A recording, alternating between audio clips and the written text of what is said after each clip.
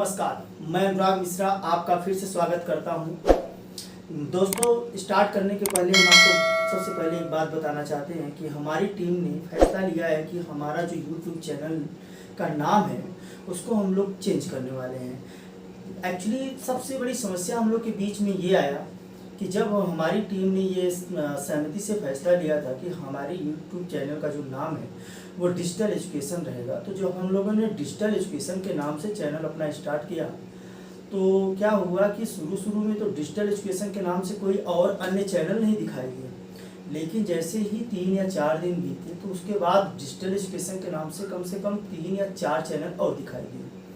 आगे चल के इस चीज़ की प्रॉब्लम हो सकती थी, तो फिर से हमारी टीम के द्वारा फिर से ये सोचा गया, फिर से फैसला लिया गया कि जो हम लोगों ने अपना जो यूट्यूब चैनल का नाम रखा हुआ है इसको चेंज कर दिया जाए। तो काफ़ी कोशिशों के बाद, काफ़ी मशक्क़त करने के बाद, और सबसे पहले तो हम उनको धन्यवाद देना चाहते हैं जिन्होंने इस नाम का सजेस्ट किया, इस नाम का सजेशन दिया। उन्होंने उनका नाम मैं आपके बीच में बताना चाहता हूँ। वो बहन का नाम है वंदना जी। वंदना ने सजेस्ट किया कि ऐसा करते हैं। वैसे सजेस्ट करने का नाम बहुत लोगों को लिया है, बहुत लोगों ने अपना नाम सजेस्ट किया, लेकिन उनमें से जो सबसे अच्छा नाम सजेस्ट किया गया वो वंदना के द्वारा किया गया है। उन्होंने सजेस्ट किया कि ऐसा है कि जो आपका यूट्यूब चैनल का नाम है उसको आप लोग कर दीजिए प्रिपरेशन ऑफ सरकारी एजुकेशन। तो फिर हमारी टीम ने ये फैसला लिया, काफ़ी सोच विचार करने के बाद इस चीज़ को फैसला लिया गया है कि अब जो हमारे यूट्यूब के चैनल का नाम होगा वो अब से प्रिपरेशन ऑफ सरकारी एग्जाम होगा, जिसको हम लोग शॉर्टकट में बोलेंगे PSE classes, click on PSC choose your future. तो अभी तक हम लोगों ने प्राचीन इतिहास में हम लोगों ने पढ़ चुका है सिंधु घाटी सभ्यता, उसके बाद में हम लोगों ने पढ़ लिया है वैदिक संस्कृति। सिंधु घाटी सभ्यता में, जिसमें कि आप हमारे प्लेलिस्ट में अवेलेबल भी होगा हमारे चैनल पे, कि हम लोगों ने उसे 3 पार्ट्स में देखा, छोटे छोटे पार्ट्स में, कोई 30 मिनट का वीडियो, कोई 28 मिनट का वीडियो। इसी प्रकार हम लोगों ने सिंधु घाटी सभ्यता को 3 पार्ट्स में देखा। उसके बाद में हम लोगों ने वैदिक संस्कृति को भी 2 पार्ट्स में करके पढ़ा। इसी प्रकार आज की जो है टॉपिक हमारा, जो कि UPSSC द्वारा निर्धारित किया गया है, जो हमारा नेक्स्ट टॉपिक है वो है हमारा बौद्ध धर्म। उसके बाद में है हमारा जो जैन धर्म। तो आज के इस जो सेशन में हम लोग बौद्ध धर्म के बारे में और जैन धर्म के बारे में पढ़ेंगे। और हम आपको एक सूचना और बताना चाह रहे हैं कि हमारे ही टीम के द्वारा कल से आपको फिजिक्स की क्लासेस और साथ में बायो की भी क्लासेस स्टार्ट कर दी जाएगी। और उसका जो कि आपको इसका जो सेशन का जो लेक्चर का जो वीडियो होगा वो आपके प्लेलिस्ट में अवेलेबल हो जाएगा, उसको भी आप लोग देख सकते हैं और अपने ज्ञान को बढ़ा सकते हैं। और हमारा उद्देश्य है कि आप अपने ज्ञान को बढ़ाइए और ज्ञान को ज़्यादा से ज़्यादा अर्जित कीजिए और अपने दोस्तों तक फैलाते रहिए हमारे इस वीडियो को। तो आइए स्टार्ट करते हैं हम आज का सेशन बौद्ध धर्म को लेकर। बौद्ध धर्म, तो आज का हमारा जो सेशन होगा वो होगा बौद्ध धर्म। UPSSC ने पहले से ही निर्धारित कर दिया है कि हमें बौद्ध धर्म में ज़्यादा कुछ नहीं पढ़ना है। बौद्ध धर्म में केवल हमको गौतम बुद्ध की जीवनी के बारे में पढ़ना है और उसके बाद में पढ़ना है हमको उनकी शिक्षा, उनके द्वारा दी गई शिक्षाओं के बारे में।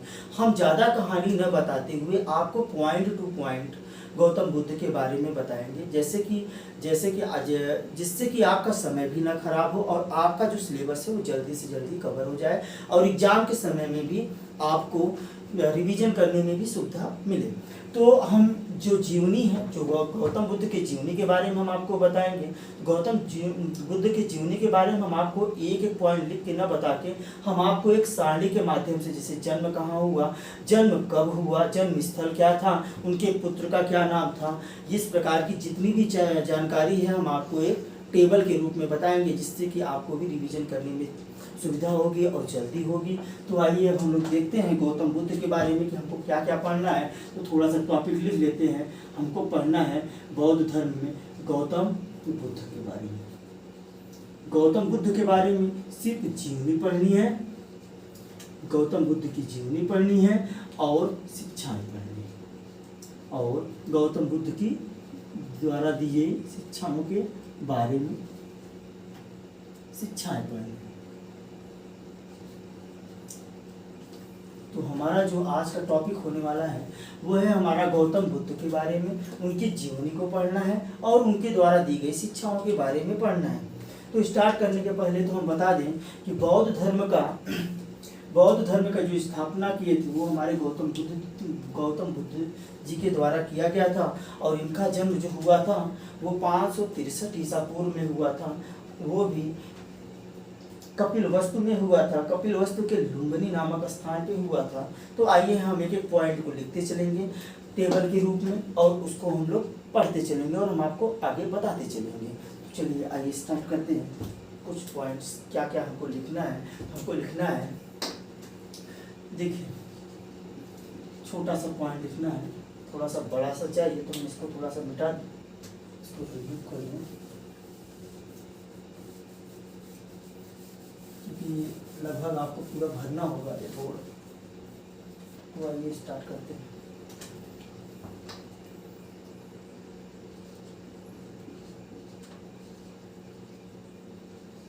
जैसा कि मैंने आपको अभी भी बताया कि बौद्ध धर्म के जो वास्तविक संस्थापक थे वो महात्मा बुद्ध जी थे, जिनको गौतम बुद्ध भी कहा जाता है। तो आइए थोड़ा सा इसके बारे में लिख लेते हैं, फिर इसको टेबल के रूप में हम लोग लिख लेते हैं।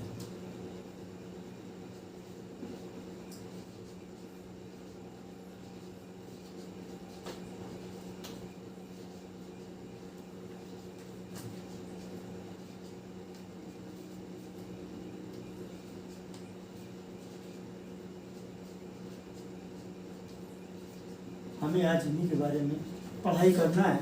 बौद्ध धर्म के जो वास्तविक संस्थापक थे वो हमारे महात्मा बुद्ध जी ही थे और इन्हीं को, गौतम बुद्ध को ही एशिया ऑफ लाइट कहा जाता है, एशिया के प्रकाशक के रूप में इनको ही जाना जाता है। तो गौतम बुद्ध को जो है एशिया ऑफ लाइट भी कहा जाता है। तो आइए हम कुछ टेबल के रूप में लिख लेते हैं कि उनका जन्म कहाँ हुआ था, जन्म कब हुआ था, जन्म स्थल क्या था, उनके पिता का क्या नाम था, उनकी माता का क्या नाम था। तो आइए इस प्रकार की पूरी जानकारी हम लोग एक टेबल के रूप में लिख लेते हैं। तो हमसे उससे फ़ायदा क्या होगा कि जो हम लोग पूरा लिखते हैं हमको वो न लिख के सिर्फ पॉइंट टू पॉइंट इनके बारे में पढ़ना पड़ेगा। तो आइए स्टार्ट करते हैं। इनका जो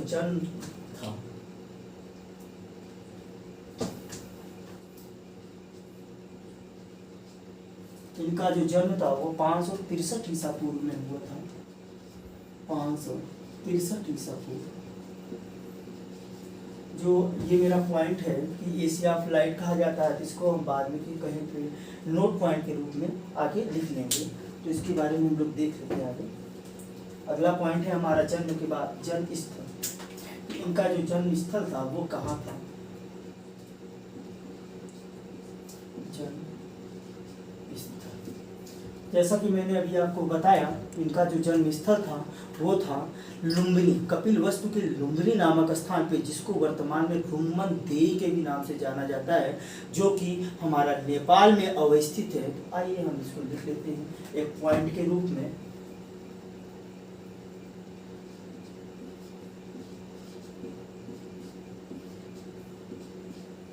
लुम्बिनी नामक स्थान पे हुआ था, लुम्बिनी वन में हुआ था, क्योंकि यहाँ पे जहाँ पे गौतम बुद्ध जी का जन्म हुआ था वो लुम्बिनी वन में हुआ था, जो कि हमारा कपिलवस्तु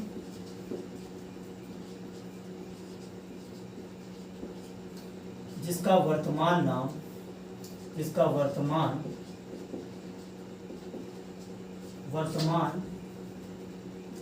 नाम रुम्मन देई है, जिसको हम लोग रुम्मन देई के भी नाम से जानते हैं, और ये नेपाल में स्थित है, नेपाल में स्थित है।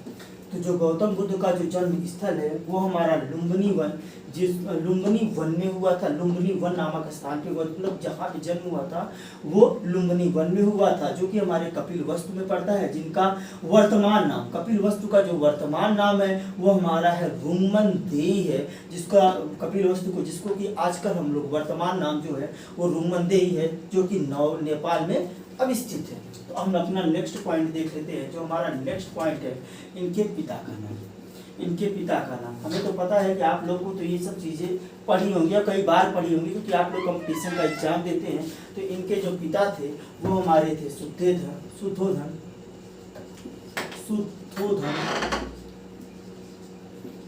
शुद्धोधन जी थे। शुद्धोधन जो कि शाक्यों के जो हमारा गणराज्य था, शाक्यों के जो गणराज्य था, जो हमारा शाक्यों का गणराज्य था,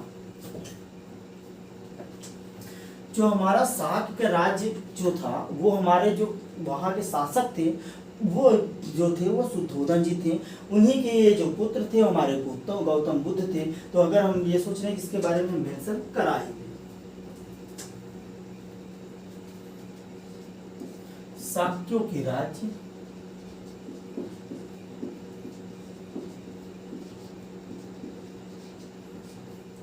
कपिल वस्तु के ये शासक भी थे।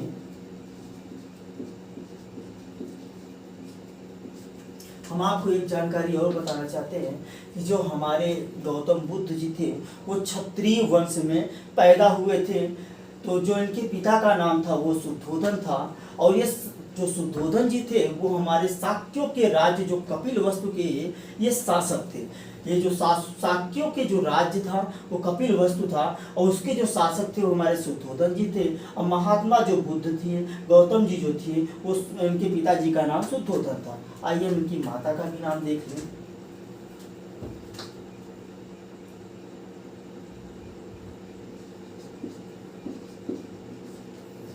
इनका जो माता का नाम है वो महामाया देवी है। इनकी जो माता का नाम है वो महामाया देवी है, जो कि कोलीय गणराज्य से संबंध रखती थी। महामाया देवी जो कि हमारा कोलीय गणराज्य, गौतम बुद्ध के माता का नाम महामाया देवी था, जो कि कोलीय गणराज्य से संबंध रखती थी। आइए हम इसके बारे में थोड़ा सा अंडरलाइन करते जो हमारे लिए इम्पोर्टेंट है। जैसे जन्म स्थल था वो था लुम्बिनी वन। इनके पिता का नाम शुद्धोधन था, जो कि शाक्यों के राज्य कपिल वस्तु के शासक थे, और इनकी माता का नाम महामाया देवी था। महामाया देवी था जो कि कोलीय गणराज्य से संबंध रखती थी। अब हमने लिख लिया जन्म, जन्म स्थल और पिता माता। तो इनके बचपन का भी नाम देख लेते हैं।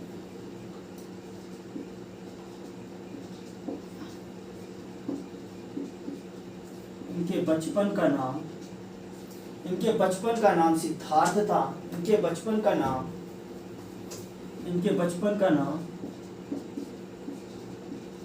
सिद्धार्थ था, जो कि इनका गोत्र जो था, जब बचपन का जो नाम था वो सिद्धार्थ था, और इनका जो गोत्र था वो गौतम था। गोत्र जो था वो गौतम था, इसीलिए इनको गौतम के भी नाम से जानते हैं। और जब इनको ज्ञान प्राप्त हो गया तो उनको बुद्ध के भी नाम से जानने लगे, इसीलिए इनका जो पूरा नाम पड़ा वो गौतम बुद्ध के भी नाम से जानते हैं। और क्योंकि इनका जो बचपन, फिर से हम आपको बताना चाहते हैं, जो इनका बचपन का नाम था वो सिद्धार्थ था, इनका जो गोत्र था वो गौतम था, और गौतम के भी नाम से इसीलिए जाना जाता था क्योंकि इनका जो गोत्र था वो गौतम था। आइए नेक्स्ट पॉइंट देख लेते हैं इसमें। मैंने देख लिया जन्म, जन्म स्थल। इसके बाद मैंने देख लिया इनका जो पालन पोषण है।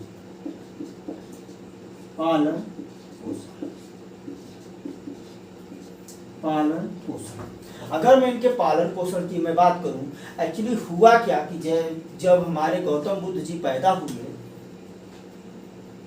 जब गौतम बुद्ध जी पैदा हुए, उसके एक हफ्ते के पश्चात इनकी माता का, महामाया देवी जी का निधन हो गया था। और उसके एक हफ्ते के बाद जो इनका पालन पोषण की इनके गौतम बुद्ध की मौसी जी ने किया था, जिनका नाम था प्रजापति गौतमी जी। इनकी मौसी का नाम प्रजापति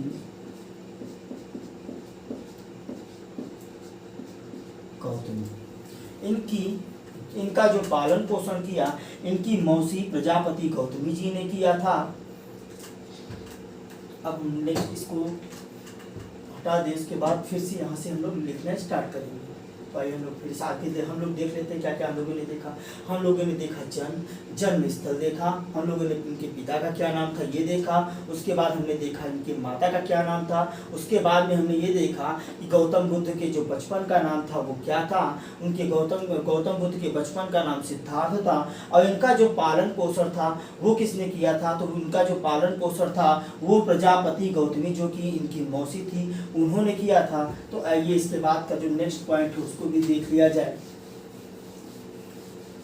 इसके बाद का जो नेक्स्ट पॉइंट है हम लोगों ने पालन पोषण तक देख लिया है, पालन पोषण के बाद के जो पॉइंट है वो भी देख लेते हैं। अभी तो बहुत कुछ पढ़ना है, आप लोग परेशान मत होइए, तो आगे हम लोग देख लेते हैं।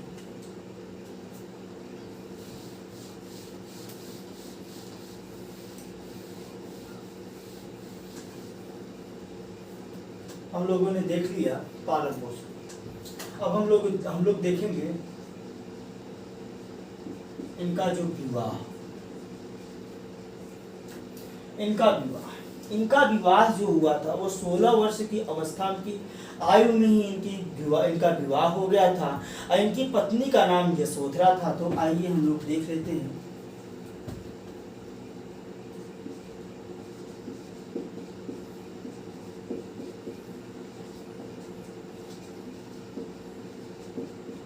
सोलह वर्ष की अवस्था में इनका विवाह हो गया था।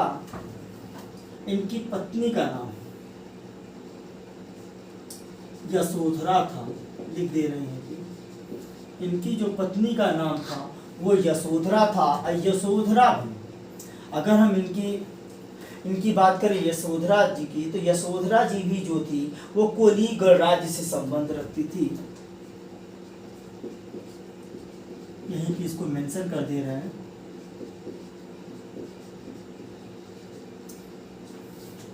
देखिए इनका जो विवाह था वो 16 वर्ष की अवस्था में ही हो गया था, और इनकी पत्नी का नाम यशोधरा था जो कि कोली गणराज्य से संबंध रखती थी। तो आइए हम अपना नेक्स्ट पॉइंट देख लेते हैं। भाई जब विवाह हुआ है तो पुत्र भी होगा, महान लोग थे। तो चलिए ठीक है, हम लोग आगे देखते हैं। इनके पुत्र का नाम राहुल था। इनके पुत्र का नाम राहुल था। इनके पुत्र का नाम राहुल था। अब अपना नेक्स्ट पॉइंट देख लेते हैं। पुत्र के बाद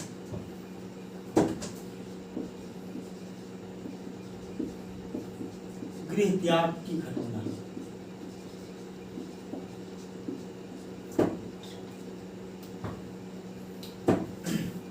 जब गौतम बुद्ध ने अपने गृह को त्यागा, तो जो हमारे बौद्ध धर्म में उस घटना को महाभिनिष्क्रमण कहा जाता है, उस पॉइंट को भी कभी कभी पूछ लिया जाता है कि जब गौतम बुद्ध ने गृह त्याग किया तो उस घटना को बौद्ध के द्वारा क्या जाना जाता है, तो उसको हम लोग महाभिनिष्क्रमण कहते हैं। ये भी पूछ लिया जाता है, तो इस पॉइंट को भी हम लोग मेंशन कर लेते हैं, महाभिनिष्क्रमण।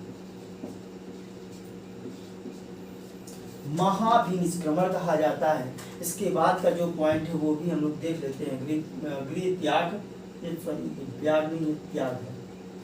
गृह त्याग की घटना, गृह त्याग की जो घटना है उसको हम लोग महाभिनिष्क्रमण कहते हैं। जो इसके बाद का नेक्स्ट पॉइंट है उसको भी देख लेते हैं। गृह त्याग के बाद कभी कभी ये जब पूछते हैं, कभी कभी पूछ लिया जाता है कि इनके सारथी का क्या नाम था। तो इनके सारथी जो थे उनको बोलते हैं चन्ना। इनके जो सारथी थे उनको चन्ना कहा जाता था। इनका गौतम बुद्ध का जो सारथी था उसको चन्ना कहा जाता था।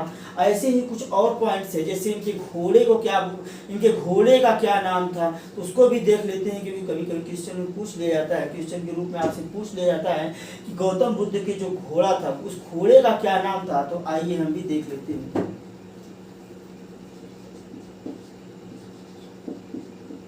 घोड़े का नाम कंथक था। गौतम बुद्ध के घोड़े का नाम, जो प्रिय घोड़ा था गौतम बुद्ध का, उसका नाम जो था वो कंथक था। तो उसके बाद हम लोग अपना नेक्स्ट पॉइंट और देख लेते हैं। मैंने आपको यहाँ तक बता दिया, गृह त्याग की घटना बता दिया और इनके सारथी का नाम बता दिया। उसके बाद मैंने इनके प्रिय घोड़े का भी नाम बता दिया। तो आइए हम लोग अपना नेक्स्ट पॉइंट देख लेते हैं। उसी के बाद इनके जो प्रथम गुरु, ये इंपॉर्टेंट है, इनके जो प्रथम गुरु थे जिनसे इनको सांख्य दर्शन के बारे में क्या कहते हैं शिक्षा मिली, तो इनके प्रथम गुरु का नाम अलार कलाम था। अलार कलाम था। ये भी आपके लिए बहुत ही इंपॉर्टेंट पॉइंट है। ये भी आपसे अक्सर पूछा जाता है कि गौतम बुद्ध के प्रथम गुरु का नाम क्या था, तो उनके प्रथम गुरु का नाम अलार कलाम था। इसी प्रकार हम लोग अपना नेक्स्ट पॉइंट देखते हैं। प्रथम गुरु के बाद इनकी जो ज्ञान प्राप्ति हुई, देखिए इन्होंने, हम आपको बताना चाहते हैं कि इन्होंने 29 वर्ष की अवस्था में गृह त्याग किया। गृह त्याग की घटना को महाभिनिष्क्रमण कहा जाता है। और उसके बाद 6 वर्ष के उपरांत इनको ज्ञान की प्राप्ति हुई। तो इसी के बारे में हल्का सा लिख लिया जाता है। 35 वर्ष की अवस्था में, 35 वर्ष की आयु में, 35 वर्ष की आयु में वैशाख पूर्णिमा के दिन, वैशाख पूर्णिमा के दिन ये क्या कह रहा है, बुद्ध कहला। देखिए इनकी जो ज्ञान प्राप्ति हुई वो 35 वर्ष की आयु में हुआ और वैशाख पूर्णिमा के दिन हुआ। और उसी दिन, जिस दिन इनको ज्ञान की प्राप्ति हुई, उसी दिन से ये बौद्ध बुद्ध कहलाए। तो 29 साल की अवस्था में इन्होंने गृह त्याग किया और 6 वर्ष के पश्चात इनको ज्ञान की प्राप्ति हुई। 35 वर्ष की आयु में इनको ज्ञान की प्राप्ति हुई। और जिस दिन, वैशाख पूर्णिमा के जिस दिन इनको ज्ञान की प्राप्ति हुई, वैशाख पूर्णिमा की एक दिन, मतलब कि वैशाख का महीना चल रहा था, तो उसका जो पूर्णिमा था, वैशाख पूर्णिमा के दिन ये बुद्ध कहलाए, क्योंकि उसी दिन इनको ज्ञान की प्राप्ति हुई। तो आइए हम नेक्स्ट पॉइंट देख लेते हैं। ज्ञान प्राप्ति के बाद ज्ञान प्राप्ति स्थल, जो ज्ञान प्राप्त हुआ वो किस स्थल पे हुआ, इसके बारे में भी ये इंपॉर्टेंट पॉइंट है, तो इसको भी देख लिया जाए। ज्ञान प्राप्त,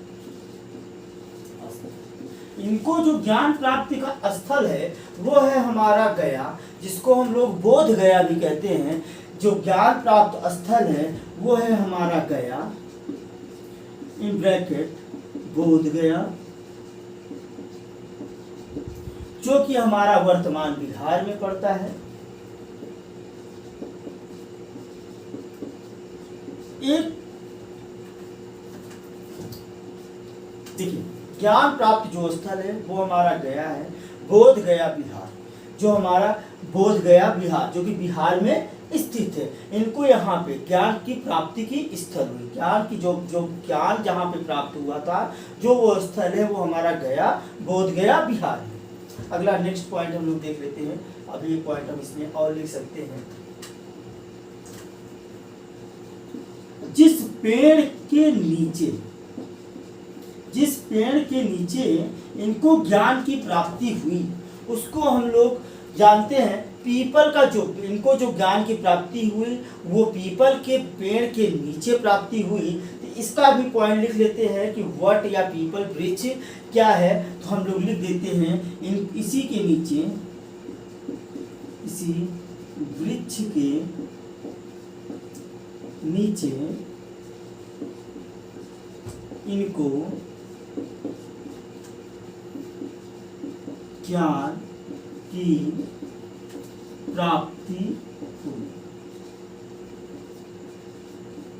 देखिए हम लोगों ने पढ़ा प्रथम गुरु, जो इनके प्रथम गुरु थे वो अलार कलाम थे। उसके बाद जो हमारा नेक्स्ट पॉइंट था इसी में कि इनको ज्ञान की प्राप्ति कब हुई या किस अवस्था में हुई, तो हम आपको फिर से बताना चाहते हैं कि 29 वर्ष की अवस्था में इन्होंने गृह त्याग किया। उसके बाद 6 वर्ष के पश्चात 35 वर्ष की अवस्था में इनको वैशाख पूर्णिमा के दिन ज्ञान की प्राप्ति हुई और उसी दिन से वो बौद्ध कहलाए, उस बुद्ध कहलाए। उसके बाद ज्ञान प्राप्ति की अगर स्थल की मैं बात करूं तो जो ज्ञान की प्राप्ति की स्थल है वो हमारा गया, जिसको हम बोध गया के भी नाम से जानते हैं और वर्तमान बिहार में है। उसके बाद किस वृक्ष के नीचे इनको ज्ञान की प्राप्ति हुई वो है हमारा वट या जिसे हम लोग पीपल वृक्ष भी कहते हैं। तो आइए हम लोग अपना नेक्स्ट पॉइंट देख लेते हैं।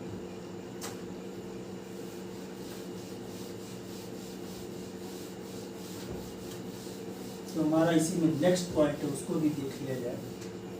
हम लोगों ने देख लिया वट या पीपल का वृक्ष। प्रथम उपदेश,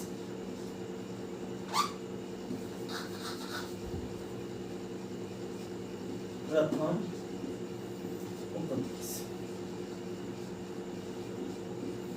इसमें हमको पढ़ना है कि इन्होंने प्रथम उपदेश अपना कहाँ पे दिया। जब इनको ज्ञान की प्राप्ति हुई इसके बाद इन्होंने अपना प्रथम उपदेश कहाँ दिया, इसको भी हम लोग यहाँ पे मेंशन कर लेते हैं। तो आपको भी पता होगा कि इन्होंने अपना प्रथम उपदेश जो दिया था वो सारनाथ में दिया था। तो आइए इसी को पॉइंट के रूप में लिख लेते हैं ताकि आपको भी इस बात का कोई दिक्कत न हो, परेशानी न हो। तो जो उनका जो प्रथम उपदेश था, हाँ एक बात मैं आपको बताना चाहता हूँ कि जो इनका प्रथम उपदेश था वो पाली भाषा में दिया गया था। तो इसको आप लोग एक ब्रैकेट के रूप में मेंशन कर सकते हैं कि पाली भाषा में, पाली भाषा जो इनका उपदेश था वो पाली भाषा में था। और कहाँ पे दिया गया था इसको भी हम लोग देख लेते हैं। तो ये दिया गया था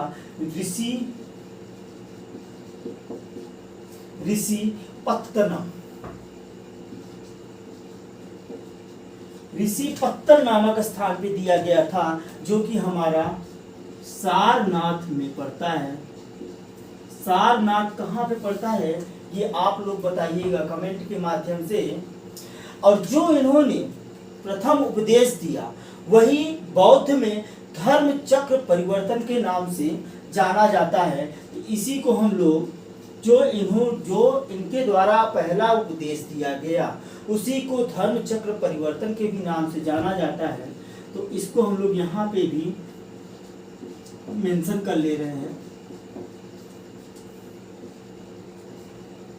देखिए गौतम बुद्ध के द्वारा जो पहला उपदेश दिया गया वो हमारा पाली भाषा में दिया गया।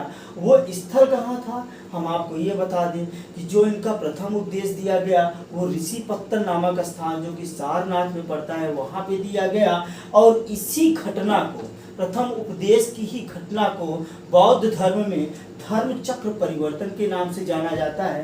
तो आइए हम अपना नेक्स्ट पॉइंट देख लेते हैं। इनके जो शिष्य थे वो कौन कौन थे। तो इनके 2 शिष्य थे, एक आनंद थे और एक उपाल थे। तो इसके बारे में भी पूछ लिया जाता है। तो आइए हम इसको भी लिख लेते हैं। इनके जो शिष्य थे वो आनंद और एवं उपाल। देखिए प्रथम उपदेश ऋषिपत्तन सारनाथ में दिया, इसी को धर्म चक्र परिवर्तन के भी नाम से जाना जाता है। उसके बाद इनके जो शिष्य थे वो आनंद एवं उपाल थे। इसके बाद का पॉइंट देख लेते हैं। जीवन का अंत,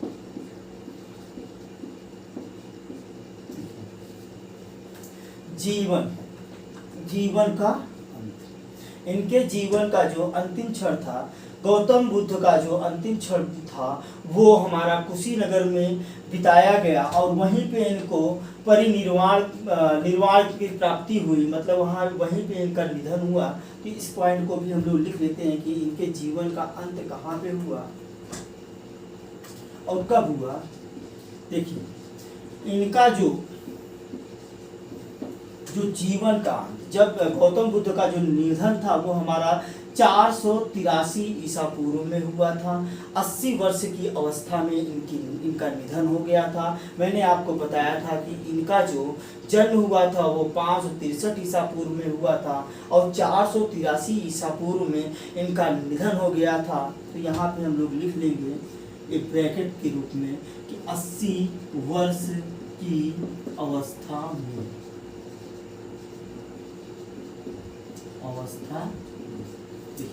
जीवन का जो अंत हुआ वो 483 ईसा पूर्व में हुआ और 80 वर्ष की अवस्था में गौतम बुद्ध जी का निधन हो गया था। तो आइए इसमें और थोड़ा सा है देख लिया जाए। अब कहाँ हुआ वो भी देख लेते हैं। कुशीनगर, ये कुशीनगर कहाँ पड़ता है? कुशीनगर हमारा यूपी में पड़ता है। तो हम लोगों ने अभी तक आज के सेशन में हम लोगों ने गौतम बुद्ध के बारे में जितनी भी जीवनी थी उनकी पूरी जीवनी के बारे में हम लोगों ने एक टेबल के रूप में हम लोगों ने इनकी एक एक पॉइंट को, एक जितने भी इम्पोर्टेंट पॉइंट थे उसको हम लोगों ने देख लिया। इससे बाहर आपका कुछ भी नहीं आएगा। अगर आप इसके आगे हम आपको चलेंगे कि बुद्ध के जीवन की घटनाएं एवं उनके प्रतीक क्या थे, जब वो गृह त्याग किए उसका प्रतीक क्या था, जब उनको शिक्षा प्राप्ति हुई उसका प्रतीक क्या था, उसके बाद जब इनका निर्वाण हुआ, निर्वाण मतलब होता है जब इनका मृत्यु हुआ, जब इनका निधन हुआ तो उसका प्रतीक क्या कहते हैं। तो आइए हम लोग उनके बुद्ध के जीवन की घटनाएं एवं प्रतीक के बारे में कुछ पढ़ाई कर लेते हैं। तो वो भी कभी कभी आपसे पूछ लिया जाता है गौतम बुद्ध के जीवन की कुछ घटनाएं हैं और प्रतीक के बारे में, इसका क्या प्रतीक था। तो उस पॉइंट को भी हम लोग देख लेते हैं। ये भी हम लोग एक टेबल के रूप में देख लेते हैं। तो अगला जो हमारा नेक्स्ट पॉइंट है वो है हमारा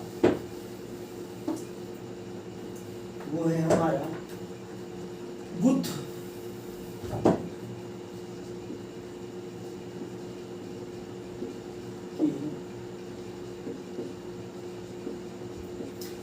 के जीवन की घटनाएं एवं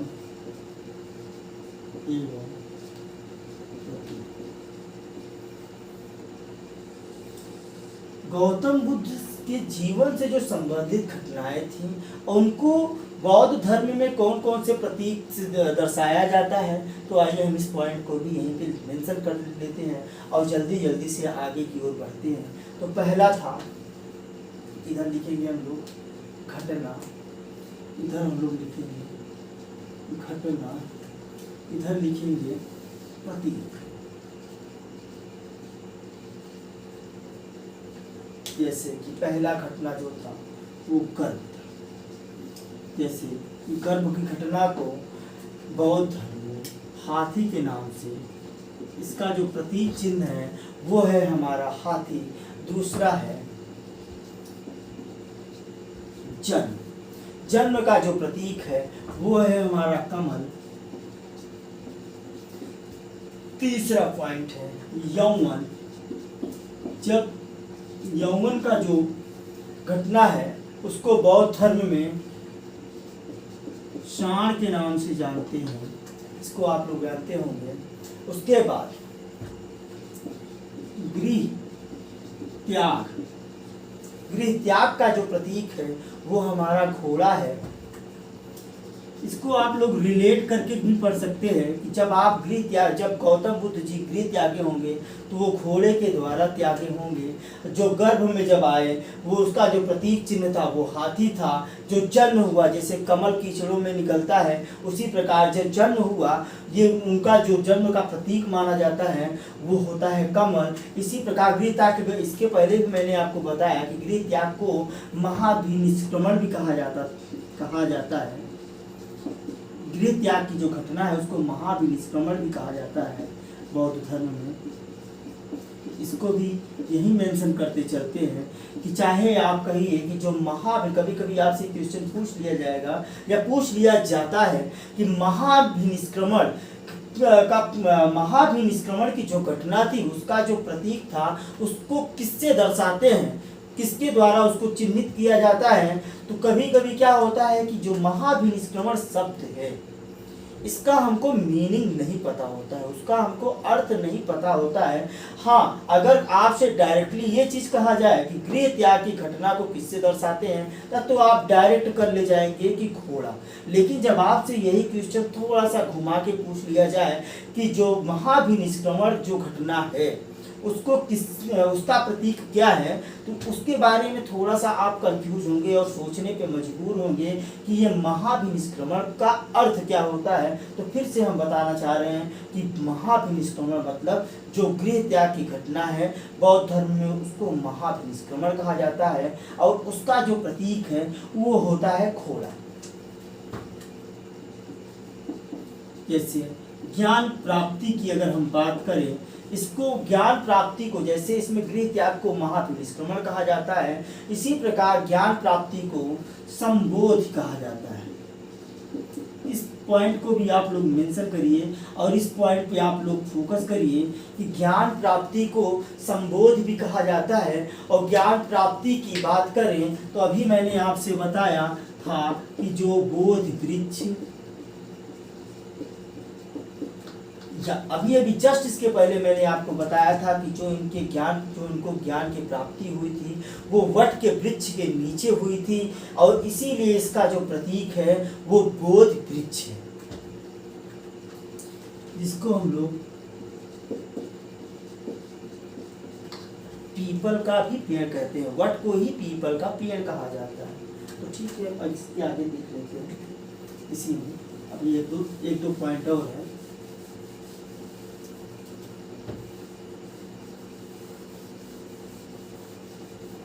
नेक्स्ट देख लेते हैं कि हम लोगों ने देखा ज्ञान प्राप्ति के बाद अगर हम बात करें कि जो प्रथम प्रवचन, अभी मैंने आपसे बताया कि प्रथम प्रवचन, जहाँ पे प्रथम प्रवचन मतलब प्रथम उपदेश, कि प्रथम उपदेश जहाँ इन्होंने दिया उसी को धर्म चक्र परिवर्तन के भी नाम से जानते हैं। तो इसको हम लोग यहीं पे लिखते चलते हैं, इसको धर्म चक्र परिवर्तन, इसको धर्म चक्र परिवर्तन के भी नाम से जानते हैं। तो धर्म चक्र परिवर्तन का जो प्रतीक है वो है हमारा चक्र। धर्म चक्र परिवर्तन का जो प्रतीक है वो होता है चक्र। उसके बाद हम लोग एक पॉइंट और है निर्वाण। निर्वाण का जो प्रतीक है वो है पद चिन्ह।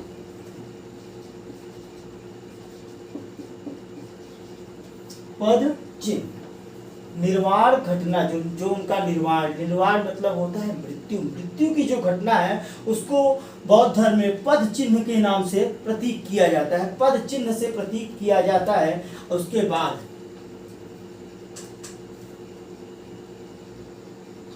निर्वाण मतलब पद चिन्ह, सॉरी, निर्वाण का मतलब होता है मोक्ष की प्राप्ति। अब हम चलते हैं महामृत्यु। मृत्यु को बोला जाता है महापरिनिर्वाण। महापरिनिर्वाण, देखिए निर्वाण अलग शब्द है और महापरिनिर्वाण अलग शब्द है। मैं इसके पहले जो मेंशन कराया था आपको, सॉरी उसके लिए, निर्वाण मतलब मोक्ष। मोक्ष लोगों को कब मिलता है? जब गौतम बुद्ध के पद चिन्हों पे लोग चलेंगे, तो उसी को बोला गया है कि उसी के माध्यम से आपको पद चिन्ह होंगी, उसी ज्ञान के माध्यम से आपको क्या बोलते मोक्ष की प्राप्ति होगी। इसीलिए जो निर्वाण शब्द है उसका जो प्रतीक है वो पद चिन्ह कहा जाता है। उसका जो प्रतीक है उसको पद चिन्ह कहते हैं, उसको पद चिन्ह से दर्शाया जाता है। और जो मृत्यु है, मृत्यु जिसको हम लोग महापरिनिर्वाण कहते हैं, महापरिनिर्वाण को इस जो प्रतीक है महापरिनिर्वाण या मृत्यु की घटना का जो प्रतीक है उसको हम लोग स्तूप से दर्शाते हैं। देखिए फिर से बताना चाह रहे हैं, प्रथम प्रवचन जिसको हम लोग धर्म चक्र परिवर्तन घटना के भी नाम से जानते हैं, और इसका जो प्रतीक है वो चक्र है। उसके बाद निर्वाण, निर्वाण को आप लोग मोक्ष से भी रिलेट कर सकते हैं। और निर्वाण का जो प्रतीक है वो है हमारा पद चिन्ह। और मृत्यु, मृत्यु मृत्यु महापरिनिर्वाण, मृत्यु जिसको कि महापरिनिर्वाण की घटना भी कहा जाता है बौद्ध धर्म में, और उसका जो प्रतीक है वो है हमारा स्तूप। तो ये वाला जो टॉपिक है कि बुद्ध के जीवन की घटनाएं एवं प्रतीक, तो मैंने आपको बताया गर्भ के बारे में बताया, जन्म के बारे में बताया, यौवन के बारे में बताया, ज्ञान प्राप्त स्थल के बारे में बताया, उसके बाद प्रथम प्रवचन के बारे में बताया, उसके बाद निर्वाण मृत्यु महापरिनिर्वाण के बारे में। तो ये वाला भी पॉइंट आपका खत्म होता है बुद्ध के जीवन की घटनाएं एवं प्रतीक। अब हम चलते हैं, देखिए हम लोग अभी तक के सेशन में जैसा कि UPSSC में दिया गया है कि उनकी जीवनी के बारे में पढ़ना है और उनके द्वारा दी गई शिक्षाओं के बारे में पढ़ना है। तो अभी तक हम लोगों ने जीवनी के बारे में कंप्लीट पढ़ाई कर लिया है। अब हम गौतम बुद्ध के द्वारा जो दी गई कुछ शिक्षाएं हैं उसके बारे में भी कुछ पढ़ाई कर लेते हैं। और इसी के ये हमारा जो है UPSSC का ये लास्ट पॉइंट है बौद्ध धर्म में। तो आइए हम लोग देख लेते हैं शिक्षाएं। शिक्षाएं को एक अलग, अभी तक जो पॉइंट जो हमारा टॉपिक चल रहा था बौद्ध धर्म में वो जीवनी को लेके चल रहा था। अब हमारा जो नेक्स्ट पॉइंट है वो इनकी शिक्षाएं को लेके हैं। आइए अब हम इनके द्वारा दी गई शिक्षाओं के बारे में कुछ ज्ञान अर्जित करते हैं। देखिए सबसे पहले गौतम बुद्ध ने दुखों को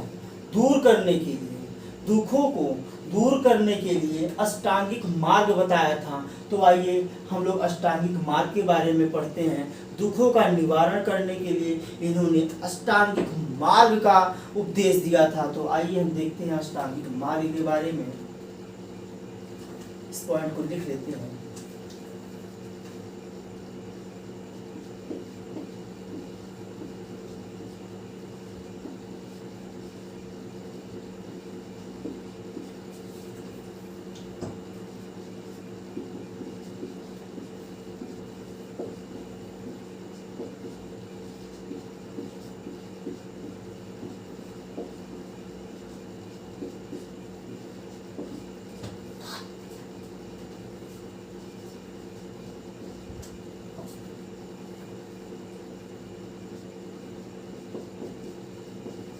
अष्टांगिक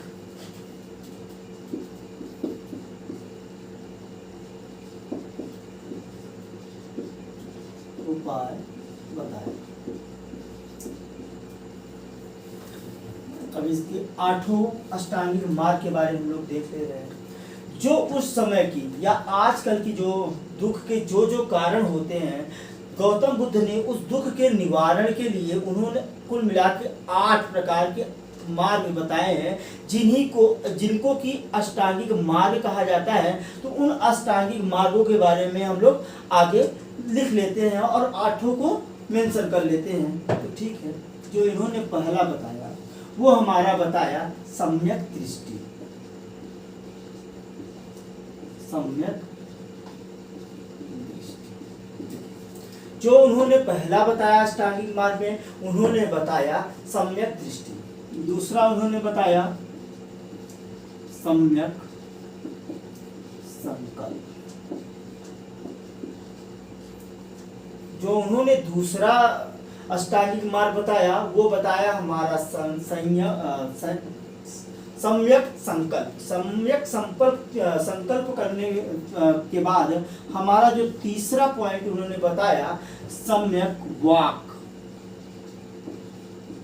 सम्यक वाक वाक मतलब होता है बोलना, सम्यक वाक। अब हमारा जो चौथा इन्होंने बताया, देखिए इन्होंने बताया सम्यक दृष्टि। पहला जो मार्ग बताया कि सम्यक दृष्टि, दूसरा जो बताया इन्होंने बताया सम्यक संकल्प, तीसरा इन्होंने जो बताया वो बताया हमारा सम्यक वाक। उसके बाद जो चौथा बताया वो बताया इन्होंने सम्यक संकल्प, सम्यक दृष्टि, सम्यक संकल्प, सम्यक वाक। सम्यक वाक के बाद इन्होंने बताया सम्यक कर्मा। चलिए 4 हमने इधर लिख लिए, 5वां हम लोग इधर देख ले रहे हैं। इन्होंने जो 5वां पॉइंट बताया अष्टांगिक मार्ग का वो बताया सम्यक जीवांत। इन्होंने बताया जीवांत या कह सकते हैं जीविका।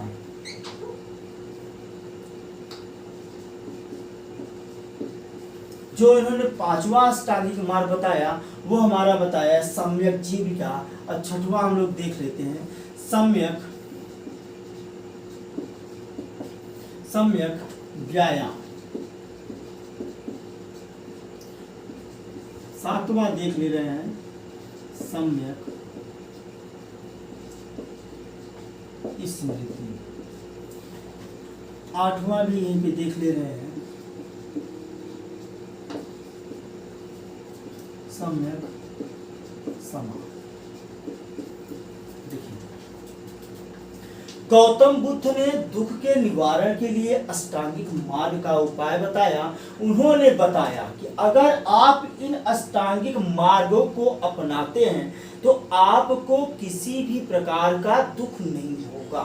तो वो जो उन्होंने अष्टांगिक मार्ग बताया, अष्टांगिक मतलब होता है 8 प्रकार के मार्ग जिसकी वजह से हम दुख का निवारण कर सकते हैं। तो जिसमें हमारा पहला अष्टांगिक मार्ग है सम्यक दृष्टि, दूसरा है सम्यक संकल्प, तीसरा है हमारा सम्यक वाक, चौथा है हमारा सम्यक कर्मार्थ, पांचवा है हमारा सम्यक जीविका, छठवां है हमारा सम्यक व्यायाम, सातवां है हमारा सम्यक स्मृति, आठवां है हमारा सम्यक समाधि। उन्होंने कुल 8 प्रकार की अष्टांगिक मार्ग के बारे में बताया, जिसके बारे में हम सोच रहे हैं कि सम्यक दृष्टि के बारे में अगर हम आपको बताएं, सम्यक दृष्टि मतलब होता है कोई भी जो वास्तविक चीज है उसको उसी आकार में देखना। सम्यक दृष्टि का मतलब होता है कि वास्तविक रूप में उस वस्तु को देखना। सम्यक दृष्टि। सम्यक संकल्प मतलब होता है कि जैसे भौतिक सुखों के प्रति आकर्षण का कम होना। उन्होंने कहा कि अगर आपका भौतिक सुखों के प्रति आकर्षण कम होगा आप उतना ही ज्यादा दुख से दूर रहेंगे। जितना ज्यादा आप भौतिक सुखों के आकर्षण से दूर रहेंगे, भौतिक सुख की मैं बात करूं तो उससे आप वाकिफ होंगे, आप उसको अच्छी तरीके से जानते होंगे कि भौतिक सुख का क्या मतलब होता है। अगर हम सम्यक वाक की बात करें, सम्यक वाक का मतलब होता है कि सदा सत्य बोले। अगर आप हमेशा सत्य बोलते हैं तो आपके पास दुख नहीं आएगा, आप हमेशा दुख से दूर रहेंगे। इसी प्रकार अगर हम सम्यक कर्मांत की बात करें, सम्यक कर्मांत मतलब होता है कि सदा सत्य काम करें, हमेशा सही काम करें, काम कभी भी कोई भी गलत काम न करें। अगर आप हमेशा सत्य काम करते हैं तो आप हमेशा दुख से दूर रहेंगे। अगर हम सम्यक जीविका की मैं बात करूं तो इसमें लिखा है कि सदाचार, कभी भी कदाचार वर्क नहीं करना चाहिए, कभी भी जो काम करना चाहिए वो हमेशा सदाचार कार्य करना चाहिए। इन्होंने बताया कि अगर आप सदाचार कार्यों को पूरा करते हैं, सदाचार कार्यों को करते हैं तो आप दुख से दूर रहेंगे। उसके बाद इन्होंने बताया कि सम्यक व्यायाम, यदि आप नियमित व्यायाम करते हैं तब उसके द्वारा भी आप दुख से दूर रहते हैं। उसके बाद इन्होंने बताया कि सम्यक स्मृति, सम्यक स्मृति के बारे में इन्होंने बताया कि मिथ्या जो धारणाएं हैं उनका जो है उनका अगर आप परित्याग करते हैं, मिथ्या जो धारणाएं हैं जो कि आपके समाज में फैली हुई हैं, अगर आप उस चीज का परित्याग करते हैं तो आप दुखों से दूर रहेंगे। अगर हम 8वें पॉइंट में अगर मैं बात करूं अष्टांगिक मार्ग में, तो जो है हमारा सम्यक समाधि की, सम्यक समाधि की मैं बात करूं, अगर वो इनके द्वारा ये कहा गया कि अगर आप मन की एकाग्रता करते हैं तो भी आप इन सब को मिला के अगर आप इन 8 मार्गों को अपनाते हैं, ऐसा नहीं कि इन 8 में से कोई एक मार्ग को आपने अपनाया और 7 को नहीं अपनाया तो भी इससे आपके ऊपर कोई प्रभाव नहीं पड़ेगा। लेकिन जब आप कुल मिला के इन 8 मार्गों पे चलते हैं गौतम बुद्ध के अनुसार, तो आपके पास दुख कभी भी नहीं आएगा। अगर आप इन 8 मार्गों को अपनाते हैं तो आप दुख से बहुत ही दूर रहेंगे, या ये कह सकते हैं कि आपके पास दुख कभी भी नहीं आएगा। इसके बारे में हमने आपको बता दिया कि सम्यक दृष्टि का क्या मतलब होता है, सम्यक संकल्प का क्या मतलब होता है, सम्यक वाक का क्या मतलब होता है। इसी प्रकार मैंने आपको सबके बारे में ये भी मैंने बता दिया। हमने उचित नहीं समझा इसके बारे में पॉइंट मेंशन करने के लिए, क्योंकि आपसे अगर पूछा भी जाएगा तो यही पूछा जाएगा कि निम्न में से अष्टांगिक मार्ग कौन कौन से थे और इनमें से कौन नहीं है, केवल आपसे यही पूछा जाएगा। तो चलिए हम अपना नेक्स्ट पॉइंट पढ़ लेते हैं। इसके बाद शिक्षाएं में ही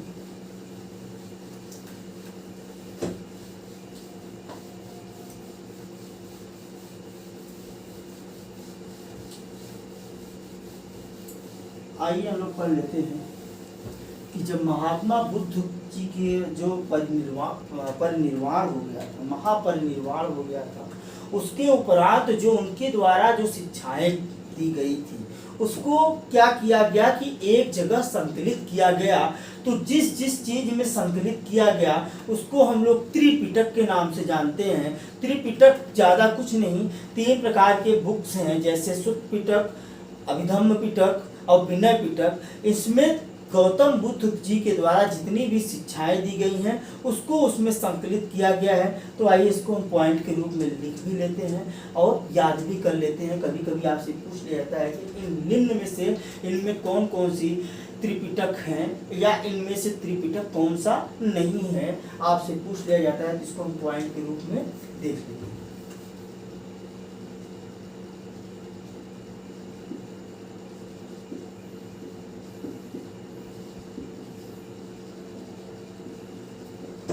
महात्मा बुद्ध के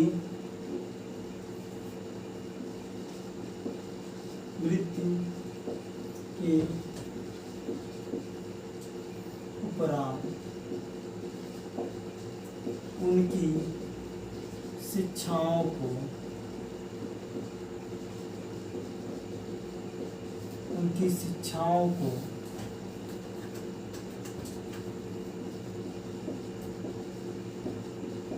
संकलित कर, देखिए मैंने आपको बताया था जब उनकी मृत्यु हो गई थी उसके बाद जो उनकी शिक्षाओं को था उनको एक जगह संकलित कर लिया गया। तो मैंने लिखा महात्मा बुद्ध के मृत्यु के उपरांत उनकी शिक्षाओं को संकलित कर त्रिपिटक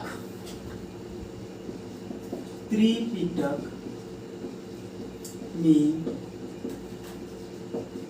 विभाजित किया गया।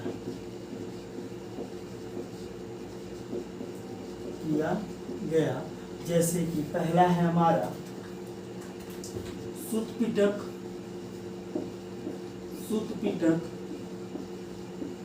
दूसरा है हमारा अभिधम्म पिटक,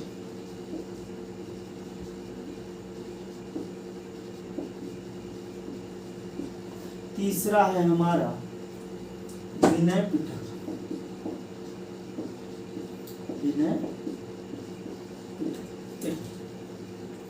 महात्मा बुद्ध के मृत्यु के उपरांत देखिए क्या हुआ कि जो उनके द्वारा जितनी भी शिक्षाएं दी गई उसको कहीं न कहीं संकलित करना था। तो क्या किया गया कि जब उनकी मृत्यु हो गई तो उसके बाद जितने भी प्रकार की उनकी शिक्षा दिया गया था, महात्मा बुद्ध की जितनी भी शिक्षाएं को दिया गया था उसको संकलित किया गया, फिर इसको त्रिपिटक में विभाजित किया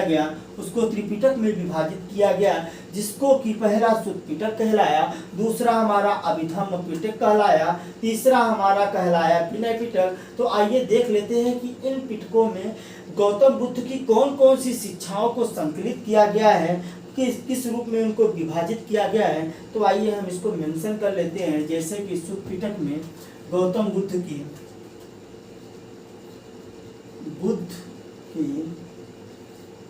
द्वारा जो उपदेश दिया गया था उसको सुत्त पिटक में संकलित किया गया है, मतलब उसको रखा गया है। तो वही उसी पॉइंट को हम लिखने जा रहे हैं कि बुद्ध के उपदेशों एवं संवादों का जो संकलन किया गया है, देखिए बुद्ध के उपदेशों एवं संवादों का जो संकलन किया गया है वो हमारा सुत्त पिटक में किया गया है। देखिए इसमें बुद्ध के विचारों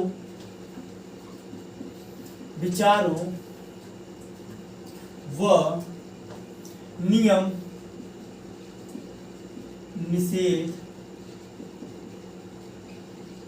निषेध का जो संकलन है, देखिए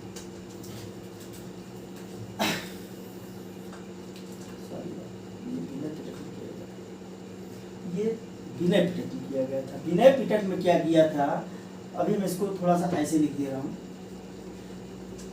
इसको पहले इसको नीचे लिखना चाहिए था। चलिए अब बता दे रहे हैं कि जो विनय पिटक था, जैसे सुत्त पिटक में बुद्ध के उपदेशों एवं जितने भी प्रकार के बुद्ध के द्वारा संवाद किए गए थे उसका जो संकलन किया गया था वो हमारा सुत्त पिटक में किया गया था। इसी प्रकार हम इसमें देखते हैं कि विनय पिटक में बुद्ध के विचारों का जो संकलन है, जो उनके द्वारा विचार दिए गए थे उसका जो संकलन किया गया है वो हमारा विनय पिटक में किया गया है। और उनके द्वारा जो नियम निषेध थे उसका भी जो संकलन है वो हमारा विनय पिटक में किया गया है। आइए हम देख लेते हैं इसी प्रकार से अभिधम्म पिटक में हमारा क्या था। सुत्त पिटक बुद्ध के उपदेशों संवादों का संकलन, अभिधम्म पिटक विनय पिटक बुद्ध के विचारों व नियम निषेध का संकलन। इसी प्रकार हमारा अभिधम्म पिटक की अगर मैं बात करूं, बुद्ध की जितने भी आध्यात्मिक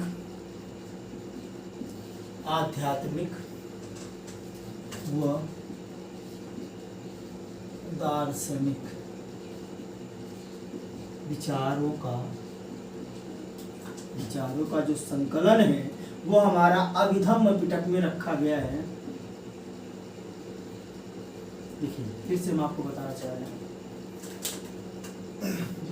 देखिए महात्मा बुद्ध की मृत्यु के बाद जितनी भी उनके द्वारा शिक्षाओं को दिया गया था उनको त्रिपिटक में रखा गया। त्रिपिटक मतलब जैसे कि सुत्त पिटक, अभिधम्म पिटक और फिर विनय पिटक। जैसे कि सुत्त पिटक में बुद्ध के उपदेशों एवं संवादों का संकलन किया गया है, मतलब कि जो भी बुद्ध के द्वारा संवाद किया गया उसका संकलन और उनके द्वारा जितने भी उपदेश दिए गए उसका जो संकलन है वो हमारा सुत्त पिटक में दिया गया। उसके बाद अभिधम्म पिटक की मैं बात करूं तो जितने भी बुद्ध के जो भी आध्यात्मिक विचार थे और दार्शनिक विचार थे उसका जो संकलन है वो हमारा अभिधम्म पिटक में रखा गया। इसी प्रकार हम विनय पिटक की बात करें तो विनय पिटक में बुद्ध के विचारों एवं नियम निषेध का जो संकलन था वो हमारा विनय पिटक में रखा गया। इसी प्रकार हम त्रिपिटक हमारा समाप्त होता है। त्रिपिटक के बाद देखते हैं, त्रिपिटक के बाद हम लोग पढ़ेंगे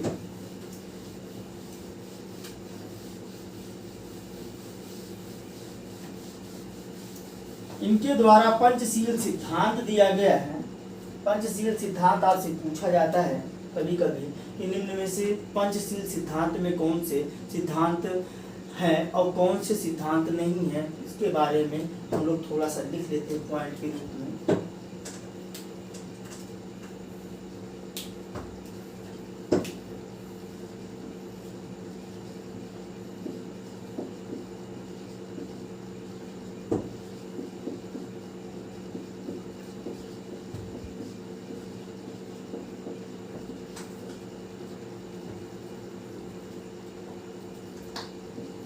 और जो देखिए बुद्ध के जो पंचशील सिद्धांत की मैं बात करने जा रहा हूँ वो हमारे हिंदू धर्म के छांदोग्य उपनिषद में है। उसमें भी बौद्ध के जो पंचशील सिद्धांत का वर्णन किया गया है। इस पॉइंट को लिखने के बाद हम पंचशील सिद्धांतों को भी 5 पॉइंट में मेंशन कर देंगे। तो बुद्ध के जो पंचशील सिद्धांतों का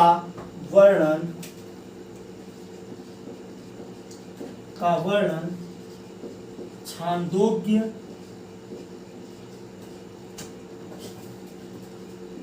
उपनिषद में किया गया है जो निम्न है। देखिए, बुद्ध के जो पंचशील सिद्धांत, बुद्ध के द्वारा जो पंचशील सिद्धांत को दिया गया है, उसका जो वर्णन है वो हिंदू धर्म के जो उपनिषद हैं, जैसे कि मैंने आपको बताया था जब मैं आपको वैदिक संस्कृति पढ़ा रहा था कि जो उपनिषदों की संख्या है वो 108 है। तो उसी उपनिषद में एक उपनिषद है छांदोग्य उपनिषद, जिसमें कि बुद्ध के द्वारा जो पंचशील सिद्धांत को दिया गया था उसमें उसका वर्णन किया गया है। तो ये पॉइंट आपके लिए इम्पोर्टेंट है।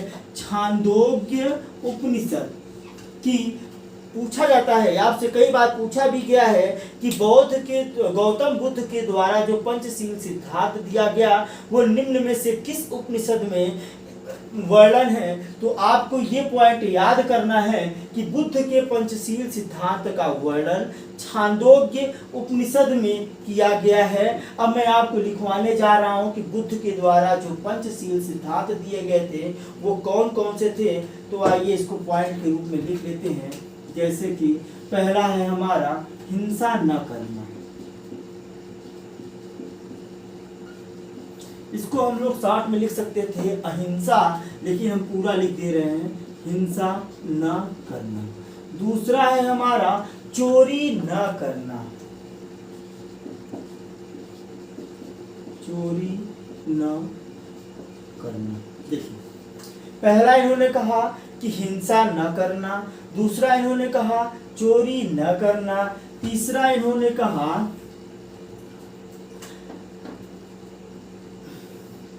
हिंसा न करना, चोरी न करना, उसके बाद झूठ न बोलना, झूठ न बोलना, सत्यवादी, झूठ न बोलना। चौथा इन्होंने कहा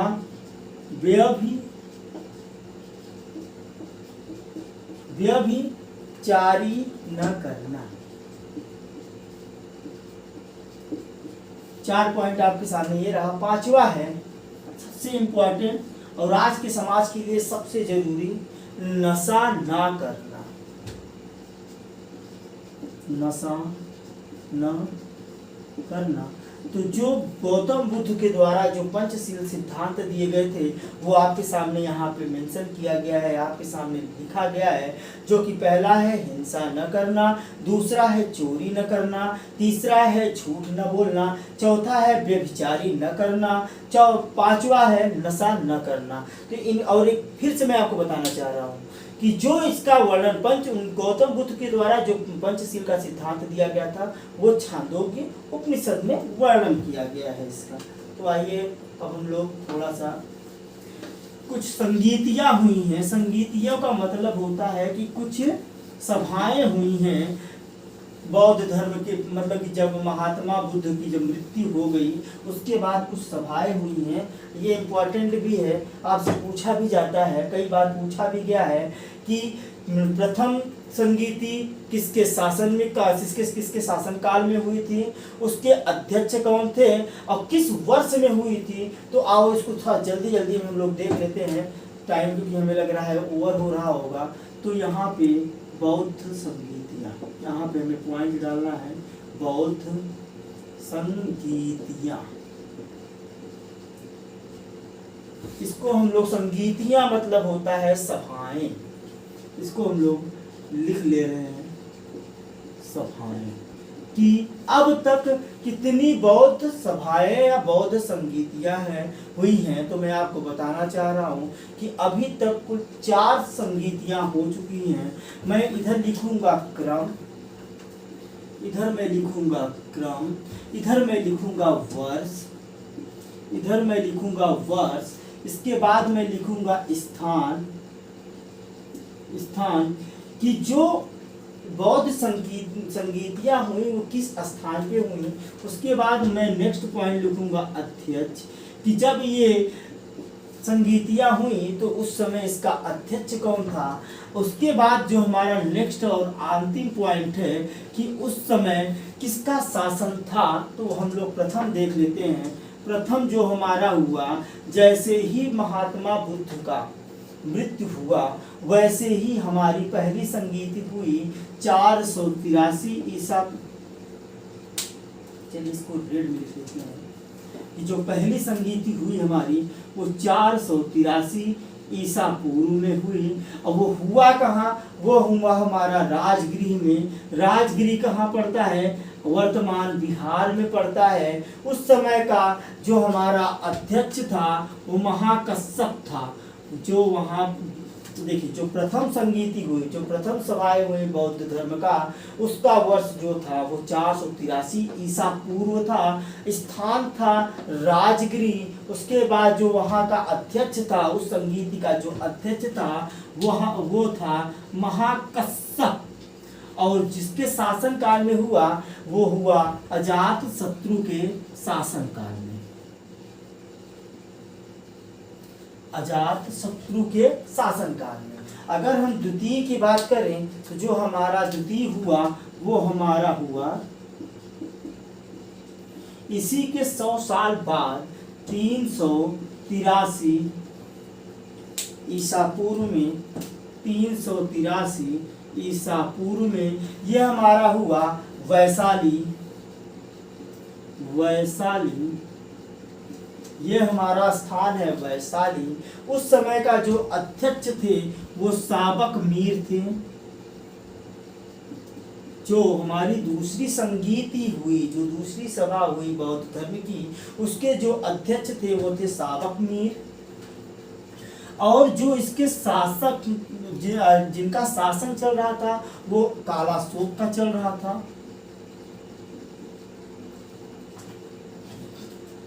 कालाशोक के शासन में दूसरी बौद्ध संगीति हुई। ये आप लोग ये इम्पोर्टेंट पॉइंट है, इसको आप लोग मेंशन और याद करते चलेंगे। तो हम तीसरे की अगर मैं बात करूं, तीसरा जो है हमारा, तीसरा हुआ है हमारा 250 ईसा पूर्व में। जो तीसरी बौद्ध संगीति हुई वो हमारा 250 ईसा पूर्व में हुआ। ये हमारा हुआ पाटलिपुत्र में। ये हमारा हुआ स्थान पाटलिपुत्र जो कि बिहार में है।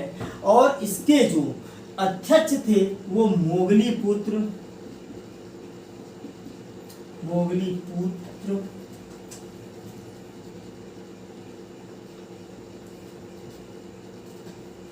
तिस्स जी थे। देखिए जो तीसरी बौद्ध संगीति हुई वो हमारा 250 ईसा पूर्व में हुआ। और जो स्थान था, किस स्थान पे हुआ, वो पाटलिपुत्र स्थान पे हुआ। उस समय तीसरी बौद्ध संगीति के जो अध्यक्ष थे वो थे मोगलीपुत्र तिस्स जी। और जो हमारे शासन थे, जिनका शासन था वो था अशोक के शासन काल में हुआ। अशोक सम्राट के शासन काल में तीसरी बौद्ध संगीति हुई। अब हम लास्ट देख लेते हैं इसी में चतुर्थ जो हमारी हुई वो 98 ईस्वी में हुई। ध्यान दीजिएगा, ये सब ईसा पूर्व है, ये सब ईसा पूर्व है, लेकिन ये जो पॉइंट है हमारा ईस्वी है। और ये अगर हम चौथे की मैं बात करूं तो ये हुआ है हमारा कुंडलवन। कुंडलवन कहाँ पड़ता है, ये हमारा पड़ता है कश्मीर में। देखिए जो चतुर्थ जो हमारा बौद्ध संगीति हुआ वो हमारा कुंडलवन नामक स्थान पे हुआ, जो कि कश्मीर में पड़ता है। अगर मैं इसके अध्यक्ष की बात करूं तो जो इसके अध्यक्ष थे वो वसुमित्र जी थे।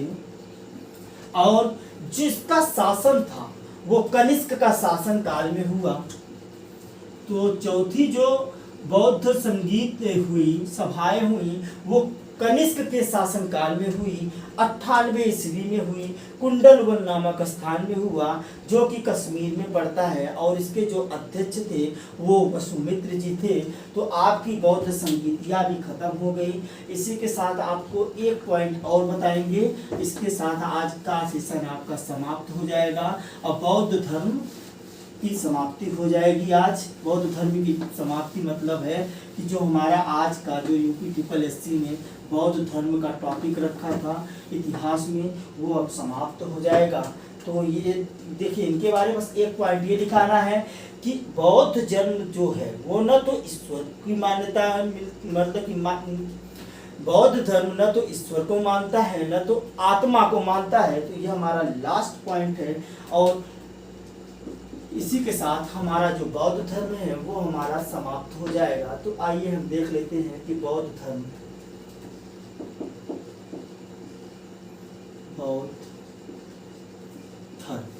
न तो ईश्वर में विश्वास करता है न तो आत्मा में विश्वास करता है।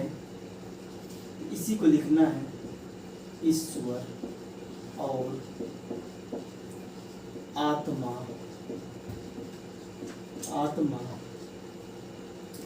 में विश्वास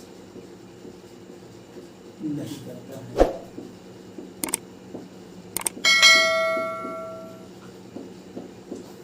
और हमारा एक पॉइंट और है, इसके बौद्ध धर्म के 3 अंग हैं। आदि चलिए लिख लेते हैं, बौद्ध धर्म के 3 अंग हैं।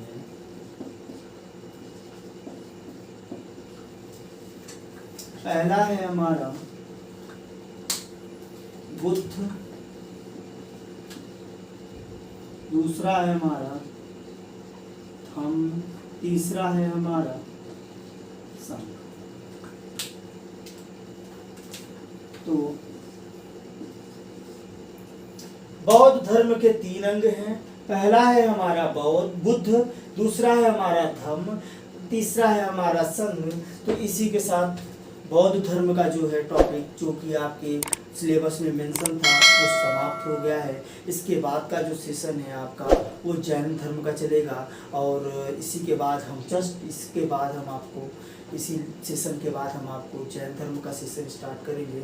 और आपको ये वीडियो अगर अच्छी लगी तो अगर लगी हो तो आप लोग अपने दोस्तों तक फैलाएं, और मैं आपसे बस यही कहना चाहता हूँ कि लाइक करें, शेयर करें, सब्सक्राइब करें। धन्यवाद।